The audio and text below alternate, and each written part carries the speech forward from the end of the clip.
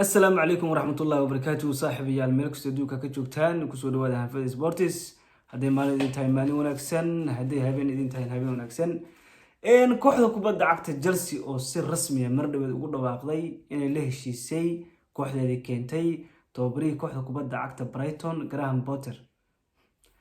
kooxda Chelsea waxaan kala yaabay macallin Ciris hadiiba lagu adkeeyo waa albaabkii tustaa macalinka Thomas Tuchel habeen dhaweed bay cayrisay Champions League hal year lagu soo badiyay kooxda Dinamo Zagreb ayaa ka soo badisay milkiilaha cusub ee Chelsea iibsaday kii hore waxa ma dhaamo hore go'aan ka gaaray wuxuu yiri wariyaha Thomas Tuchel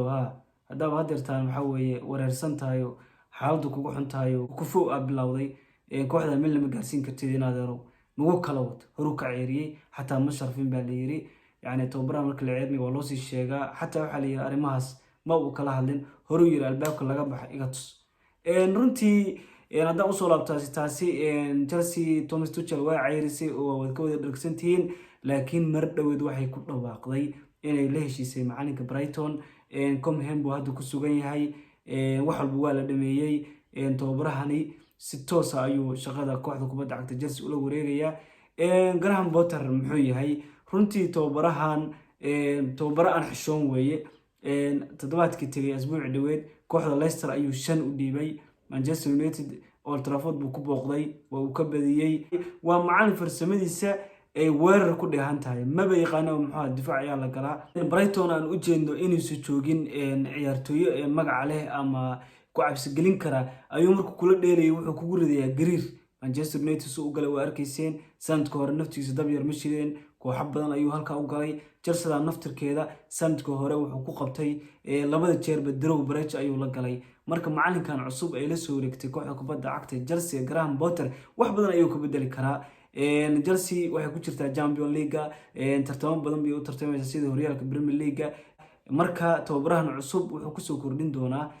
aniga ahaan waxa aaminsanahay inuu wax badan ku soo kordhin doono waxa idin kugu sheegay waa tababara muxuu ahaa tactics fiican tahay waa tababara ciyaarta aqriya Manchester United markuu ka badiyay asbuuc hore maskaxiyan buu la dheerayo markii la wareystay ciyaarta kadib wuxuu yiri United inaa ka badina waxa aad nooga caawiyay ayuu yiri daafacooda cusub Martinez runtii asaga ayaan bartilmaameysanaynay waa nin gaaban buu yiri marka tababarahan yani uu yaqaanaa markii uu doonayo inuu guuleysto ama ciyaarta uu wax ka bedelo xaalku ku xun yahay wadada loo maro marka macalinkan Chelsea wax badan ayuu ku soo kordhin doonaa reer Chelsea oo soo dhaweeyay Graham Potter macalinkiina cusub hadii uu janalkan kugu cusub yahay Hanfada Sports waxaan si xushmad leh kaaga codsanaynaa inaad follow-na tirahdid hadaad hore noola joogtayna waxaan ku leenahay saaxiibada la wadaag qaybta comment-iga fikirkiina ka soo dhiibta sidee u aragtaan Chelsea inay Graham Potter magacaawdo muxuu ku soo kordhin doonaa kooxda Chelsea ma ku qaldaneed in ay dirto tababaraheeda Thomas Tuchel qaybta comment-iga inoogu referenta ah Chelsea ma ku saxaneed inay Graham Potter magacaawdo ma ku qaldaneed inay muxuu Thomas Tuchel kooxda ka ceeriso tan iyo comment dambe haduu Allah wadalo ogolaado waxaan leeyahay fi amaanillah